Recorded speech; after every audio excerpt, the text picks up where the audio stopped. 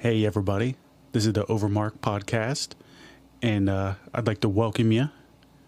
This is TJ and Dave, and we're going to be discussing the start of this week in wrestling, which is mainly going to be WWE Raw, and we got a couple other news segments that we're going to jump into. But we really appreciate you joining us here, like always, and check out our social medias. We always got to plug those. It's at OverMark ENT. Pretty much anything you can think of. We probably got it covered, wouldn't you say, Dave? Yeah, we do all the big ones. Yeah. Maybe a couple small ones too, but we don't know about that.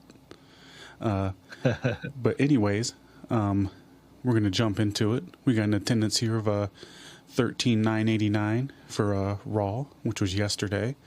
It was a sellout per the broadcast.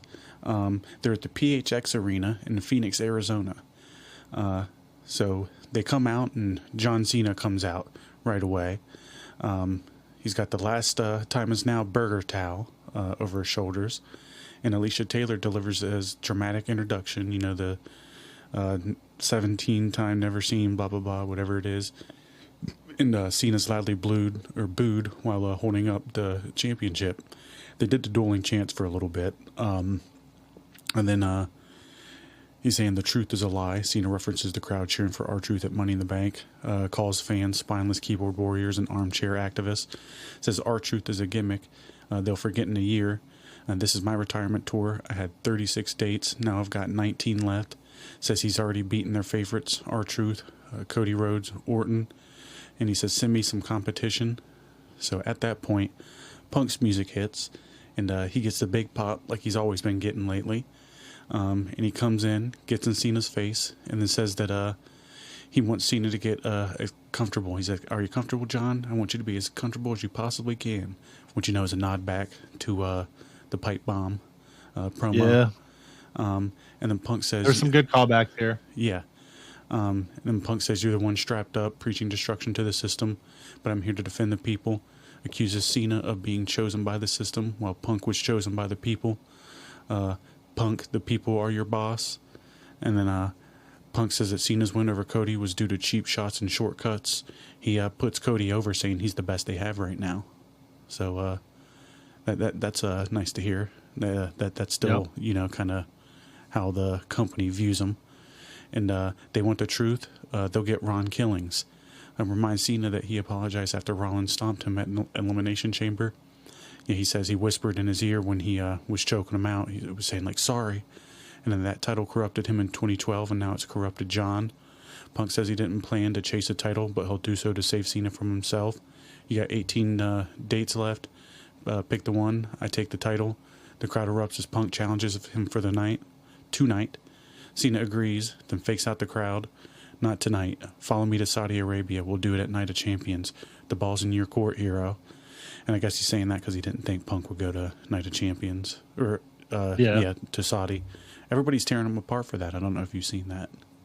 It's pretty interesting. They're calling him a hypocrite, and I've seen all these posts saying, like, Hangman Adam Page was right, and all this other shit. And as if, like, any of these people could actually, like, understand the amount of money that is generated by him going to, like, a place like that, where, like, I'm sure that those people are, like, you know, they throw money. Like, how many people have the Saudis got to come out of retirement that said they were never going to? And that's because they opened the purse, you know? And I'm sure they're willing to do that for Punk now. And I don't know. Maybe these motherfuckers are the hypocrites because they'll bitch at anything fucking anybody does, and they'd be upset if he didn't go, and now that he's going, they're upset now, and, you know, you can't win, right? You're damned if you do, damned if you don't. It's funny.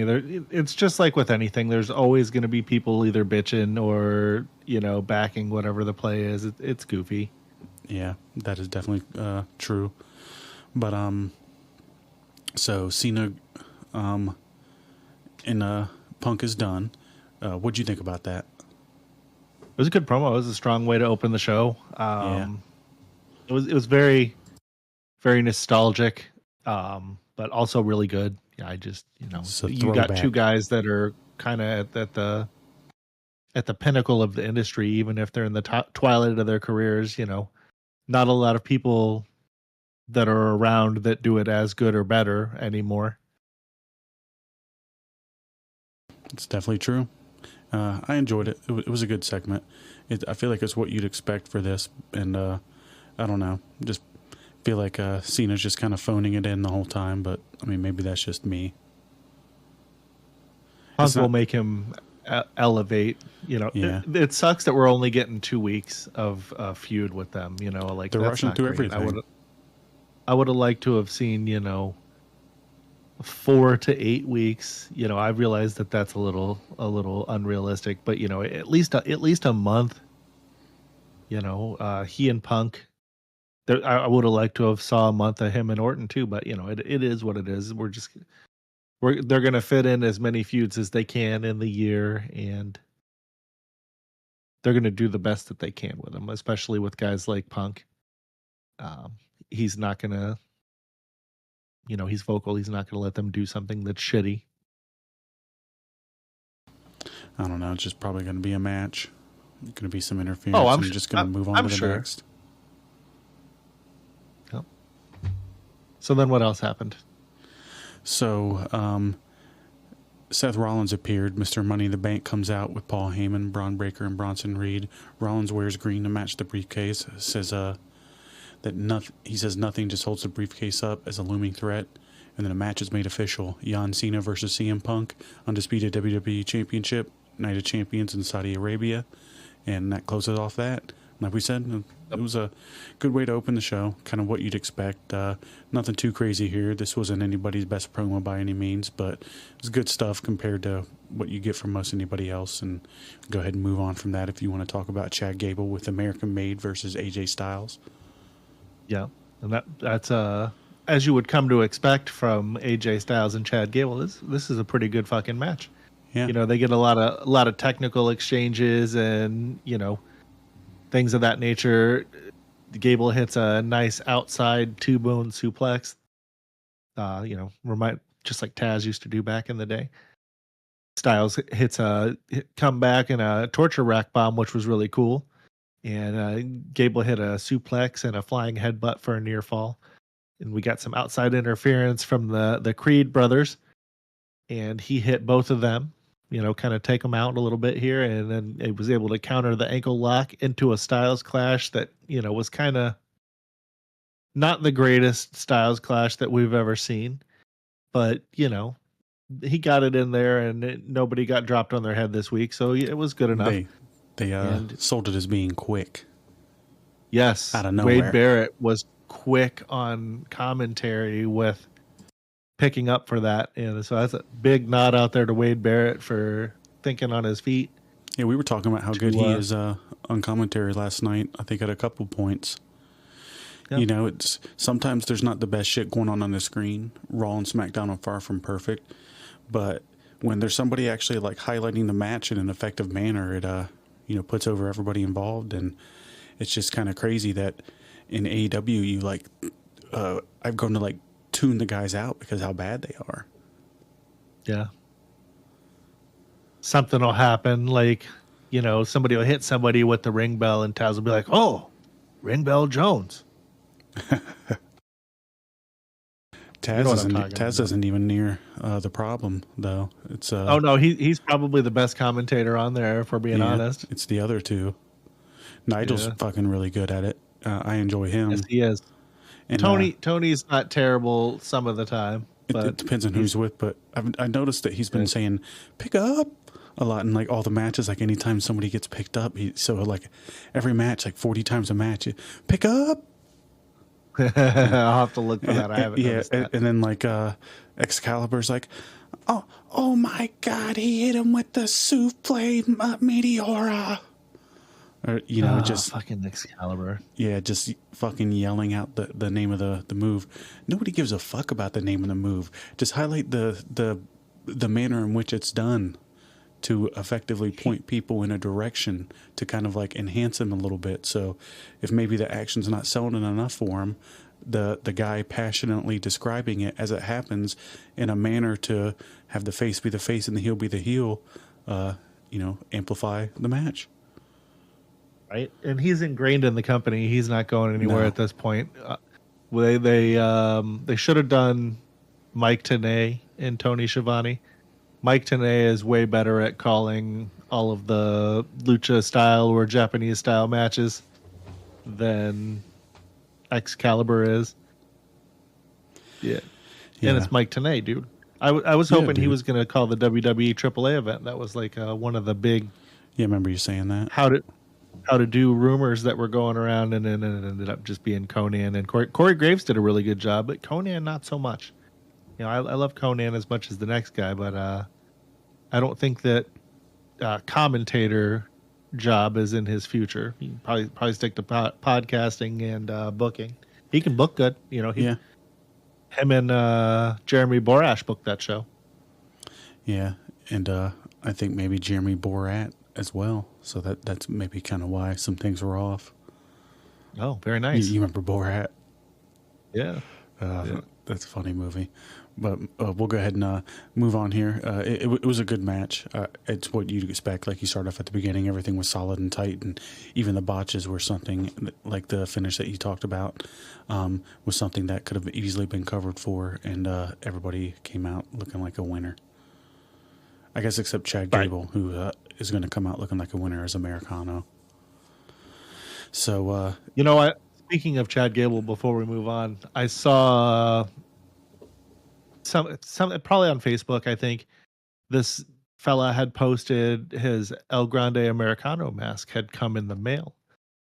And yeah, I saw that. Let me look at the thing here. The tag says Chad Gable replica lucha head costume on the fucking ticket. They're narking their own guy out in the merch shop.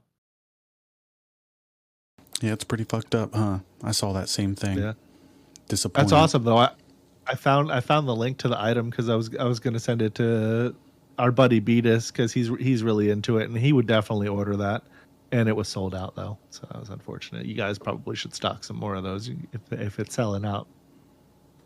Maybe it was a limited deal. Yeah. So something else that maybe sell out or at some point maybe limited is Liv Morgan confronting Roxanne Perez. They're saying may the best woman win. Then what's her face? Liv Morgan says I will. Roxanne just tries to get Liv to team up in the match here, and then Liv doesn't want to, and she's kind of being cocky and a bitch the whole time, and nothing really too crazy happened. That led us into the actual match here. It was the Queen of the Ring first round fatal four-way. Liv Morgan, Roxanne Perez, Kairi Sane, Rhea Ripley. Fucking Rhea just can't get a break. She's losing everything these days. Yeah, all the people that always call her Rhea Hogan and shit online are having to eat crow right now because, you know, she hasn't won in a while. Yeah, she's not doing shit. But at least they don't make her look bad in the losses a lot of the time, you know, like she got fucked over or somebody else got pinned or, you know, some shit like that. It's not necessarily, or she got ganged up on, you know, 3v1.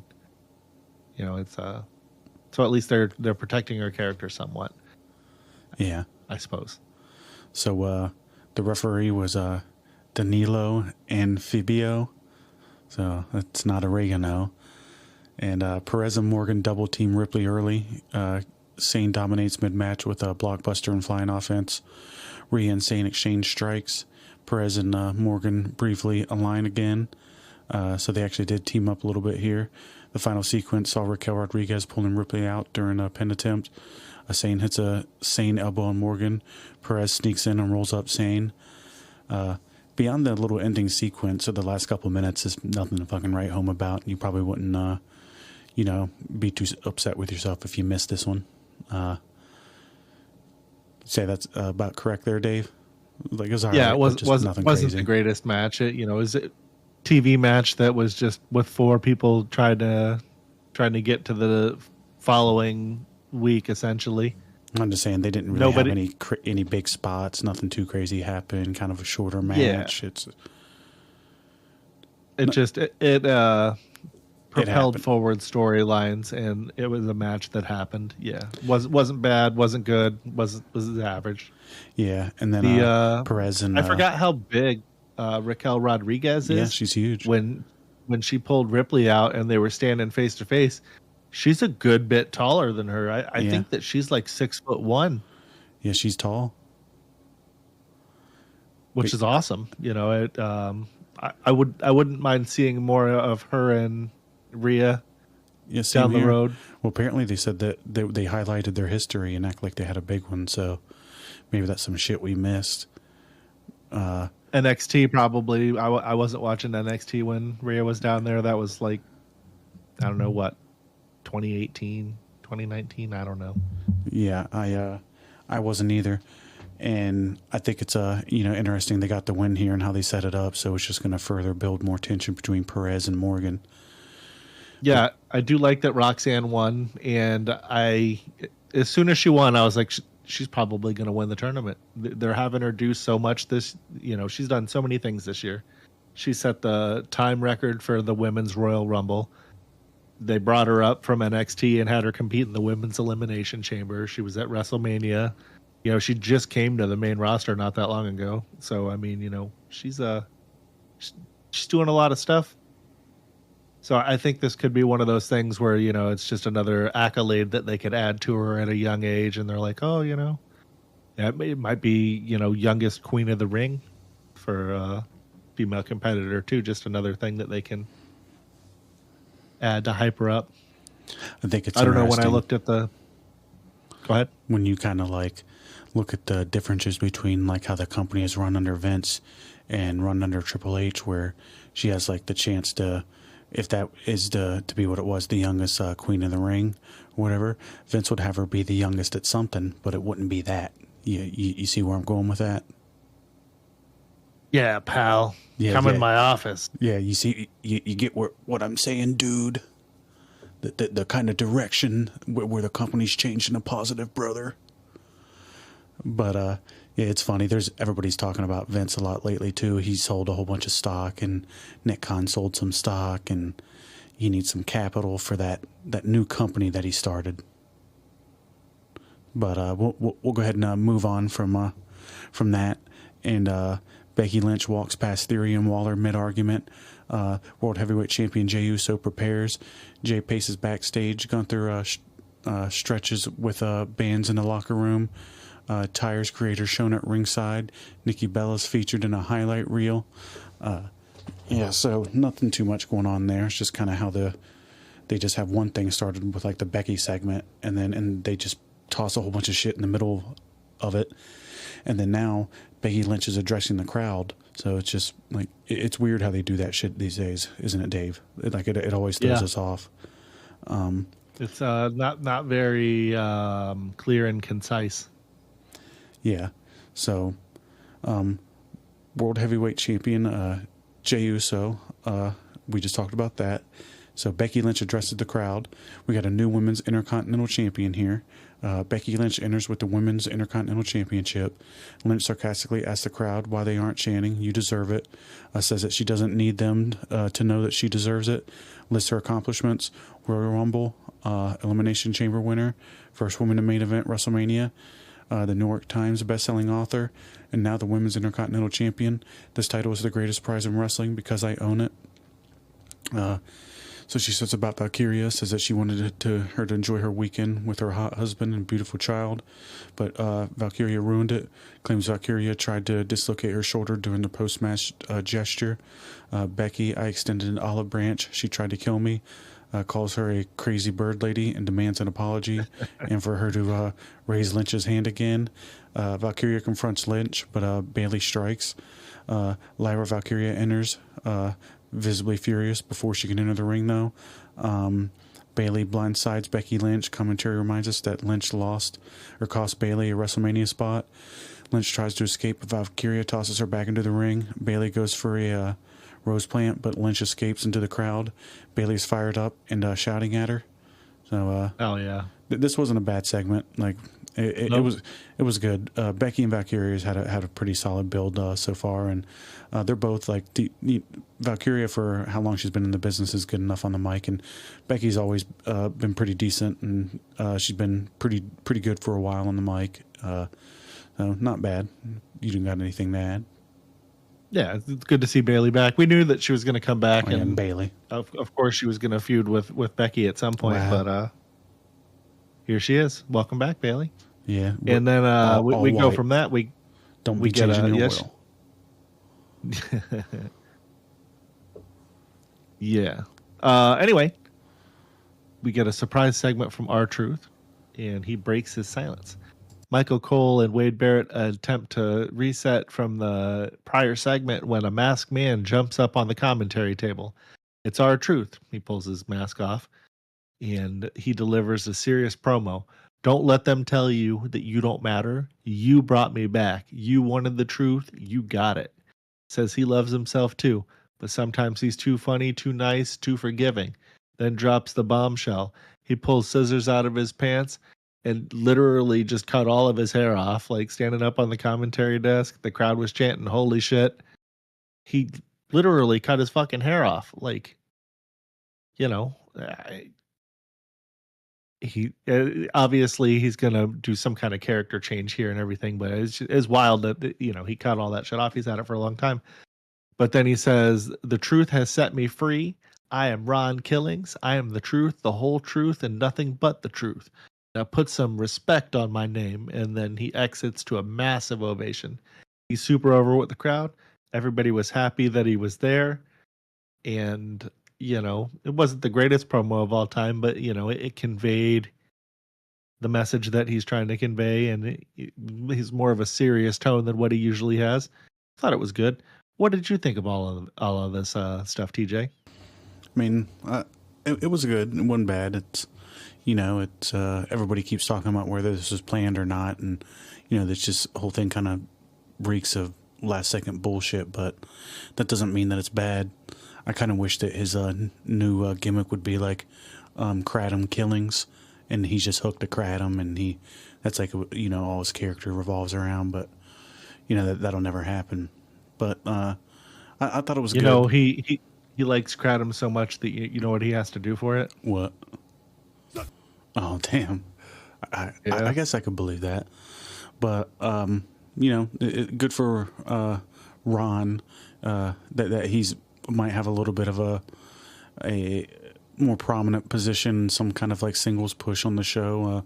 We'll see. It's hard to tell. Yeah, and we'll see if the interest in him sticks 3 months down the road. You know how movements are and how fickle people are and forgetful and all that. But overall, good stuff, and we'll move on from there. It's me here, right? Yes, sir. So it's a Judgment Day, their clubhouse segment, right? Dominic tells Balor, yeah, he's entering the King of the Ring.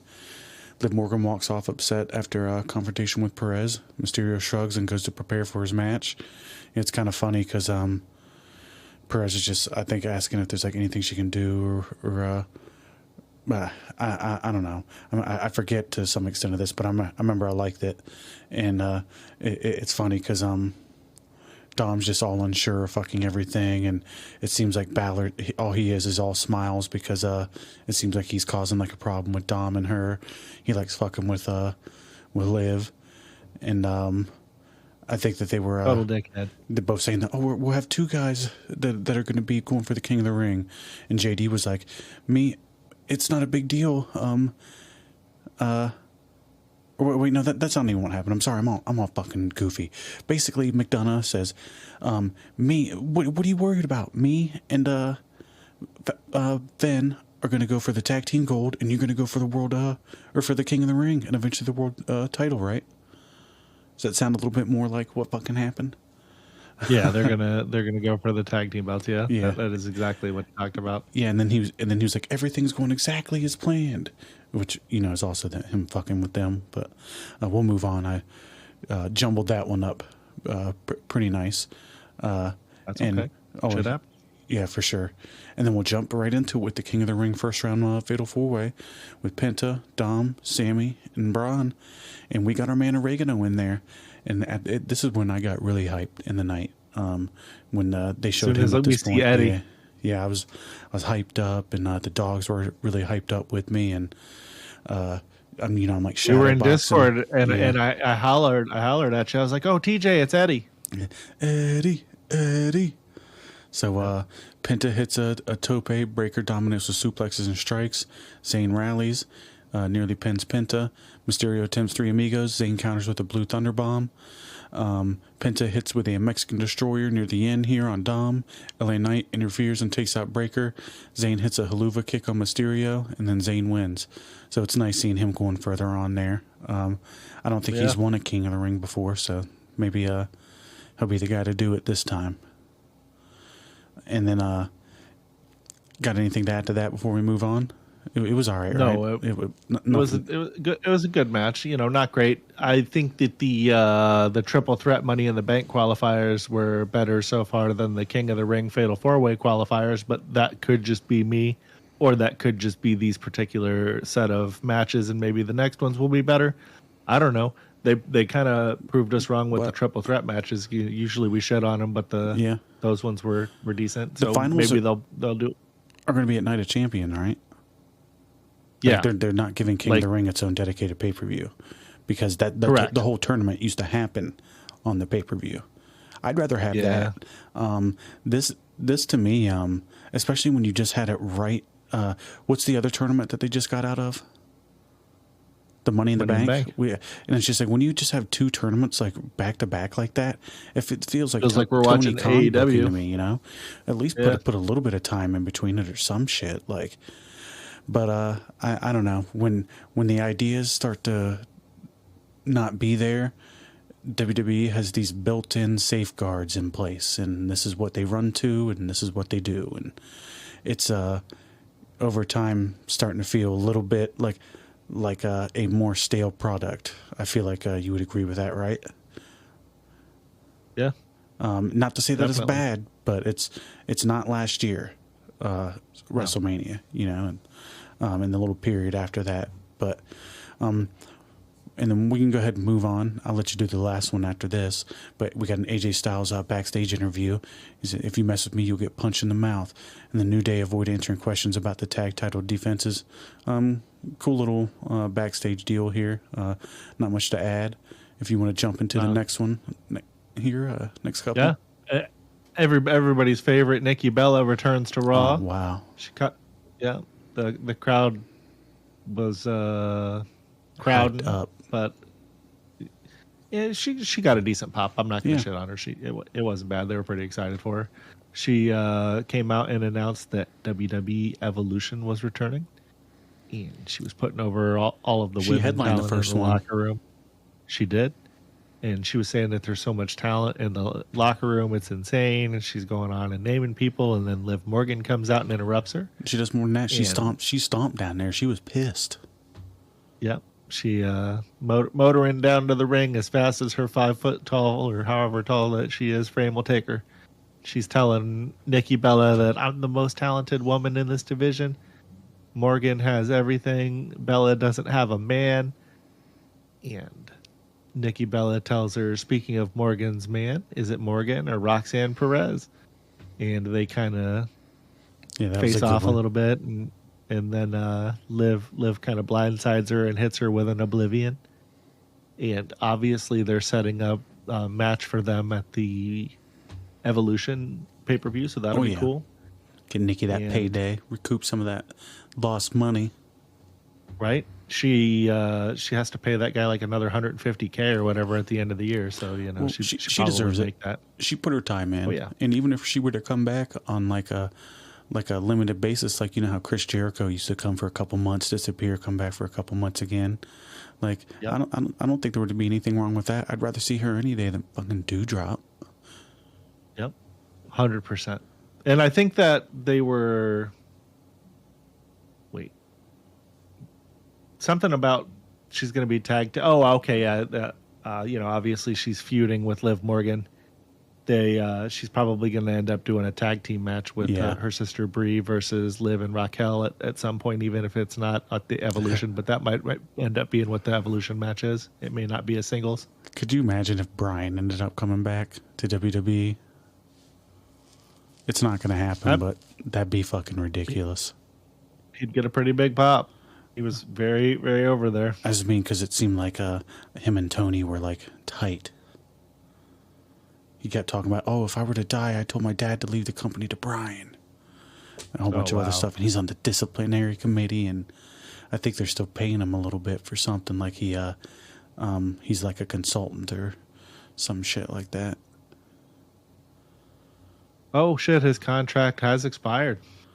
Has it? Yep. Yeah, so wouldn't that be funny if he just popped up at some point? Like, it expired August 2024.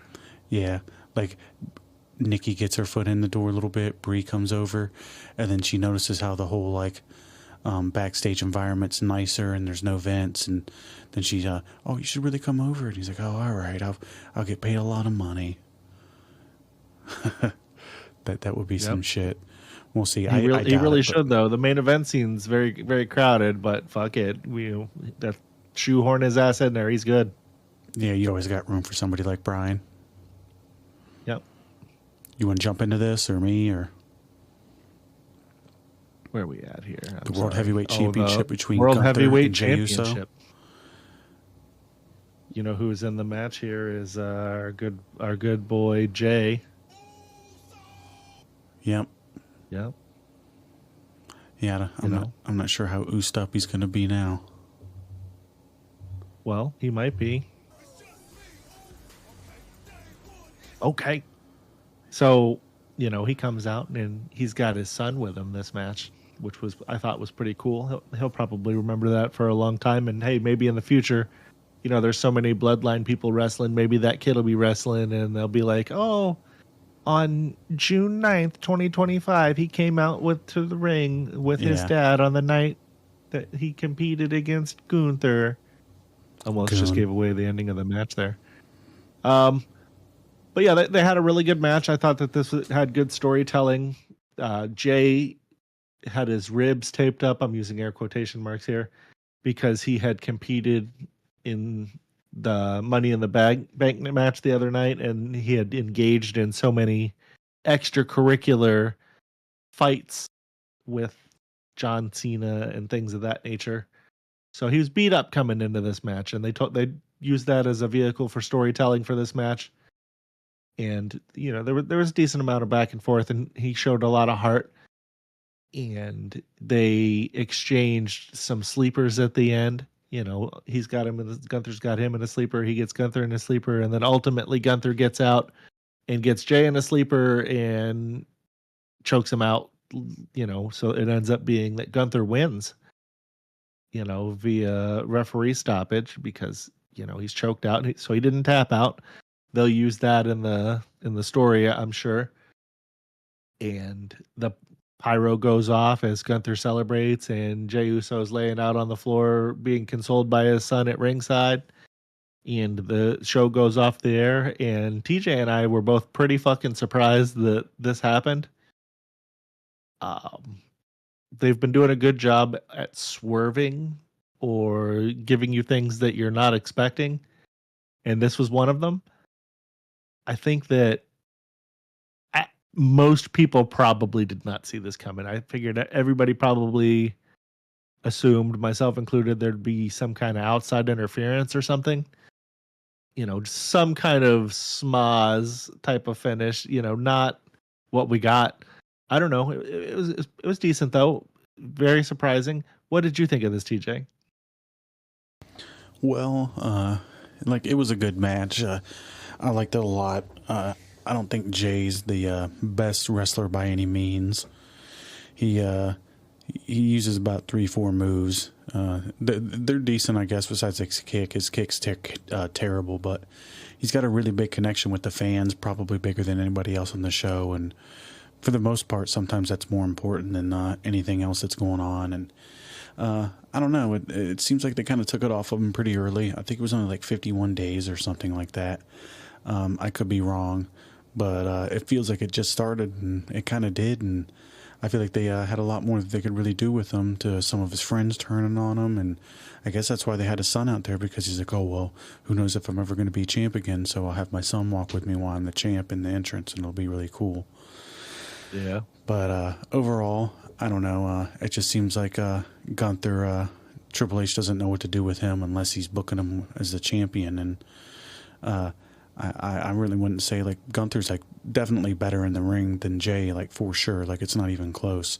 Gunther's awesome. And his promos aren't bad either. It's just he falls into that same trap that a lot of guys turn into, where that's all they do. It's the same shit all the time, and eventually you just are tired of seeing that guy do that same thing. And I'm not saying that we're there with Gunther now, but I know some people that have been watching longer than we have seem to be, and hopefully they don't get into a thing where he is just stale and people get tired of him. And I don't know, just overall kind of seems like a weird decision.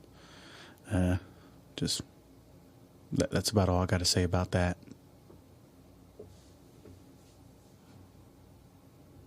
What you think? Heck yeah. Well, so I thought that it was we already said what I thought. No, I'm talking about Raw in general.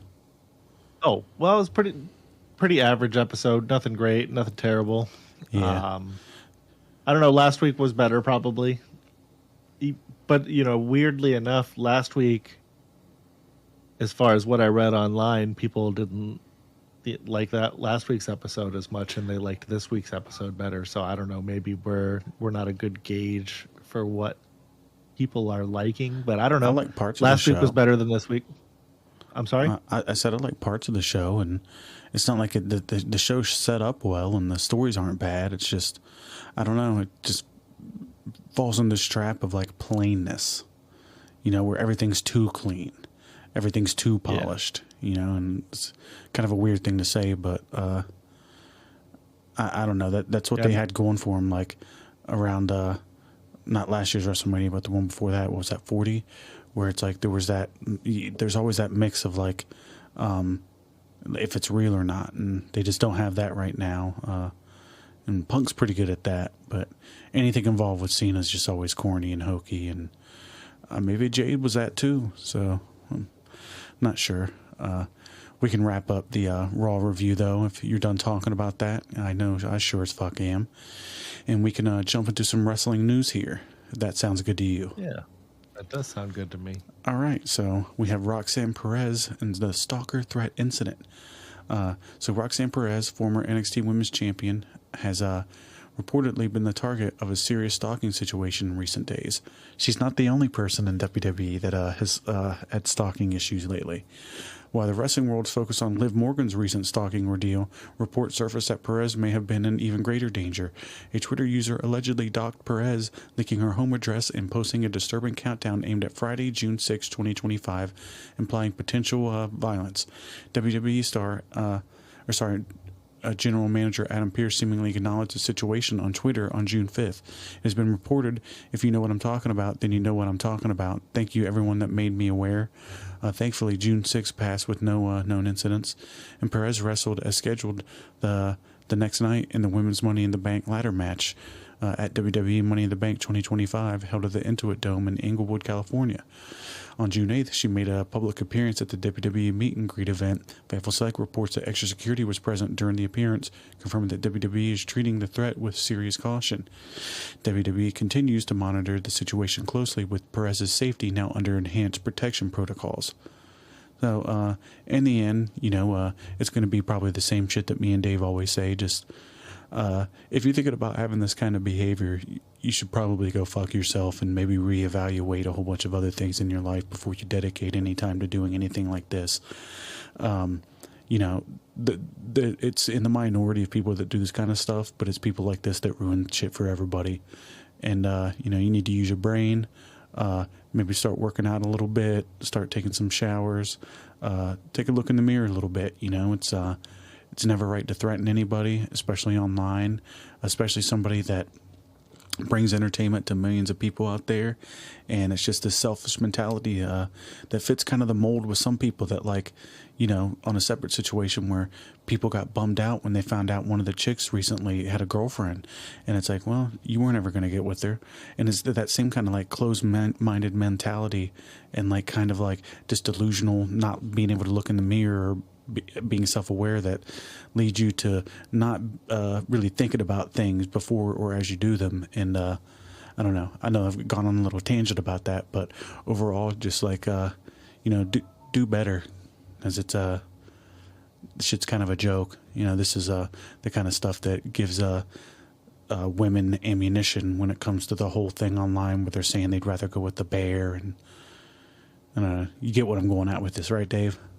Yeah, I mean, I don't understand what the fuck is wrong with these people. It feels like every few weeks or a couple months that there's some kind of weirdo shit going on like this, and it's just like, stop being delusional. Also, the doxing thing is fucking weird. Like, I don't understand what people get out of that or why they think that that's a good idea. Oh, well, I'm going to dox them. Okay, well, what does that accomplish other than show everybody that you're a dickhead? And then the guy's nickname was, something along the lines of, is Roxanne Perez dead, or some shit like that? Like, total fucking weirdo and creep. And it's good that they have beefed up security. I don't know if they got this guy yet or not. Nobody has reported that the guy's been arrested or what the outcome of this has been yet. But I got to imagine that, the authorities are going to, at a minimum, be paying this guy a visit. And rightfully so. And while they're there, they probably need to check his fucking hard drive and digital devices, because this guy's onto some shit that is not great, regardless of what that shit is. And, just another example of people that give wrestling fans a bad name. No community wants anything to do with people that are going to be like this. People in jail don't like people like this either. Get this guy out of here. Yeah. So anyway, just some goof loser, right? Yep. Being weird and creepy to women wrestlers, bad. Well, NWA one thing, though, striking. Go ahead. Before we go to it, is that when I think about people and their value to me, it's not their value to me, it's their value to other people. So, I got family, like mom, dad, sister, but all the whole family thing. And I'm sure that she's got her family, and you got to think that, like, if you permanently harm somebody like that, how that affects her family. And it's that whole selfish thing we just got to thinking about. Like, if you killed her, you just ruined her mom, dad, brother, sister's fucking lives pretty much, or just emotionally scarred them for life. And it's just not as simple as a one person deal. One person creates like a wave, and it's just, that's somebody's mom, or that's somebody's sister and daughter, just something to reflect on for some people out there that maybe can't reflect very well themselves. But you were talking about better. Go ahead on what you were talking about there. So some good news, some positive news. This is good for wrestling fans, regardless of what kind of wrestling you watch. The NWA strikes a streaming deal with Roku. People may not even know the NWA is still a thing, but it still does exist. It's owned by famous rock and roll frontman Billy Corgan of the Smashing Pumpkins. I occasionally, will throw a video of it on YouTube or something, but it's not something that I crazily follow. I did watch Natalia's match that she recently had there, and that was pretty good. But anyway, as reported by Deadline, the National Wrestling Alliance, NWA, has secured a new streaming deal with Roku. Beginning Tuesday, July 29th, so that's relatively soon, NWA programming will air for free every Tuesday at 8 o'clock p.m. Eastern Time on the Roku channel in the United States, Canada, and Mexico. So they got all of North America. This time slot's going to see NWA going head-to-head with WWE NXT on the CW in the U.S. and Canada. I don't know that that's necessarily the smartest idea. They could have offset it by an hour or something, but that's neither here nor there. The official announcement highlights, when I purchased the National Wrestling Alliance in 2017, it was understood we were inheriting the history and the legacy of the most storied brand in all of combat sports.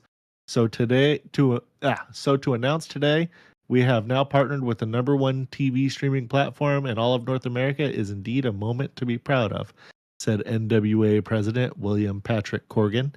I look forward to sharing new episodes of NWA Power with the incredible audience that Roku brings.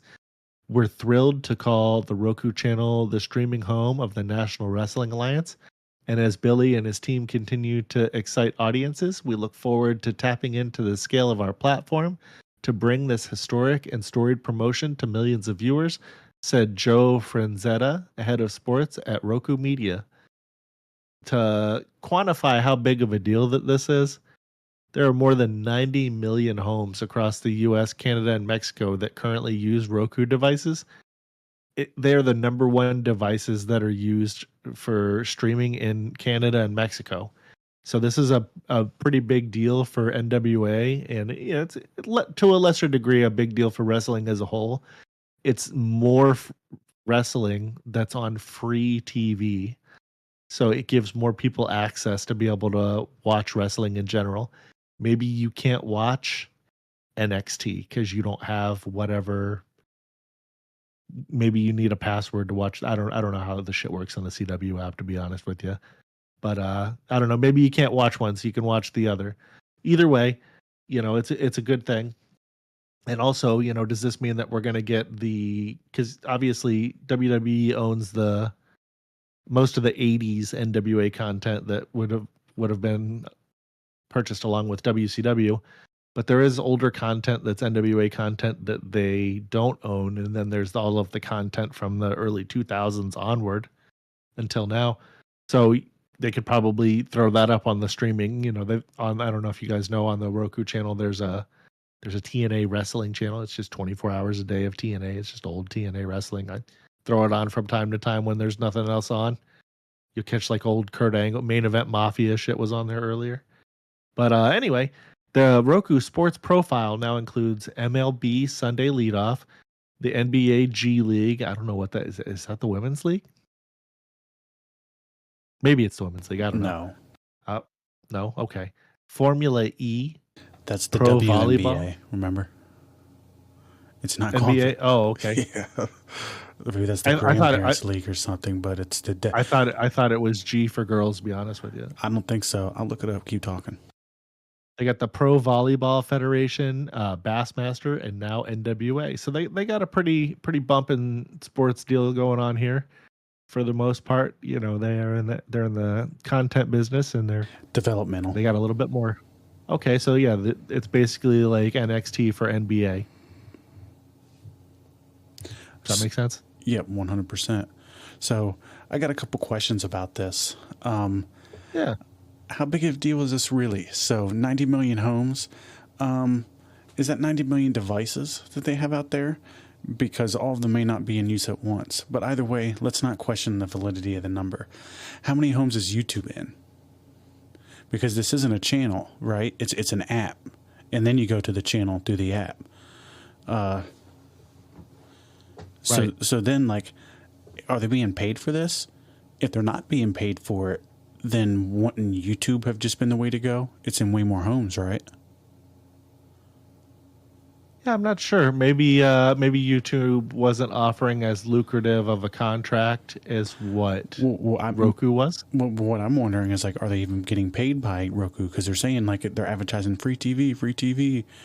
Well, yeah, there's a lot of free stuff on the Roku. I know there is. But they show commercials, so yeah. I imagine that that's probably how. I don't know. I'm just throwing some questions out there and wondering, like, how big of a deal this may actually be, but who knows, because we technically have no fucking clue. That's just my point of view from it, looking at it at a different angle. But either way, it's cool because, like you said, more wrestling out there. And if you got a lot of favorite wrestlers from the 80s, 90s, I mean, definitely 70s, they were probably the NWA World Heavyweight Champion at one point. And they're still handing that thing out today. And there's a lot of people that are on that list. Like AJ Styles is, at one point the NWA World Heavyweight Champion. There's Cody Rhodes. Yeah. There's plenty of guys out there that were. And it was at one point the predominant wrestling belt out there. And that's who the committee used to vote for to get the belt. And then it kind of morphed into the whole WCW thing, and then they went on to that, and then they completely got away from NWA. Then NWA went back to doing their own thing. But, yeah, that's about it on that, right? Yep. So Like Forrest Gump used to say, and that's all I got to say about that. take us on home. Well, what's coming next is the day after Dynamite. We'll see you guys. We'll be addressing the goings on. It's actually, isn't this another 4-hour episode? Yeah, 4 hours. Holy fuck. So it looks like we'll be talking to you guys about a 4-hour episode. The combination of Dynamite and Collision. I'm sure they have some kind of special fucking name for it. Probably be some kind of beach themed episode, and they'll be at some place that is essentially nowhere near any kind of bodies of water that you could swim in. But I don't know. Is that true, TJ? I'm not sure. I was trying to look it up. I think it's like Summerfest or something like that. Summer Blockbuster is what they're calling it. Okay. And I think the big deal is going to be Ospreay versus Will. How much do you want to bet that they're going to start that fucking show off with that match when that should be like, it doesn't matter. 100% the main event. They're treating Collision still like it's separate. If you're going to do 4 hours of television, it needs to be continuous and make it seem like it's one show. So knowing that, you would put that on as the last match on the last part of Collision. Build towards the fucking thing. Like, and otherwise there would be no point in doing this unless you're trying to dodge some kind of competition or some shit. But I don't know. Just more bullshit that we throw out there. Our opinions, right? Yeah. There's good matches, like you're saying, Ospreay and Swerve, Okada and Omega. Yeah. I'm sure that's going to last an hour. Like they won't. That's going to be a good match. They're not going to have a winner, so they can't combine the belts. Oh no! They're not having the match. They're just having the contract. Oh yeah, that's right. I'm a complete idiot. My cats are going off, but yeah, you're right about that. So we can go ahead and move on out of here. Like always, we appreciate all you Overmaniacs for listening, and it's the at OverMark ENT for our socials, like always. So we'll see you next time on Thursday. We should get the next one out. So enjoy the wrestling up until then, and you guys have a good week. And it's been fun, like always, Dave. And I'll talk to you here pretty soon after this. And you guys have a good night. Always a pleasure, TJ. We'll see you next time. Yep.